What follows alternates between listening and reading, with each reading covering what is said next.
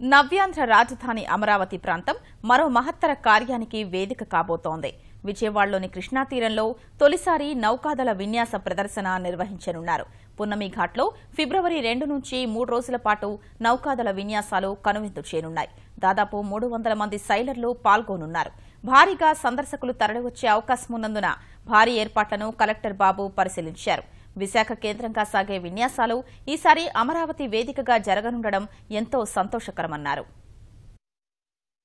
Last time మనం చెప్పినట్టు ఈ 3 రోజు షో ఉంటుంది. ముఖ్యంగా 2nd, 3rd, 4th. దీనిలో 4th ఫుల్ ఫ్లెడ్జ్ షో ఉంటుంది. అదే రోజు మన గౌరవ సీఎం గారు అదేవిధంగా commander in chief navy will be participating in this event. ముఖ్యంగా ఈ నేవీకి అట్రాక్ట్ అయిపోవాలని ఒక ఉద్దేశం కూడా ఉంది ఈ ప్రోగ్రామ్. సో మీ ద్వారా యూత్ కూడా చెప్తున్నారు, మీరు అందరూ కూడా వచ్చి ఇది చూస్తే ఒక స్ఫూర్తిగా ఉంటుంది ఈ కార్యక్రమం. తర్వాత దీనిలో రిక్రూట్మెంట్ సంబంధించిన విషయాలు ఇవన్నీ కూడా తెలియాలనే వాళ్ళ స్టాల్ కూడా ఉంటుంది. దానికోసమే ఒక స్టాల్ పెడుతున్నారు వాళ్ళు.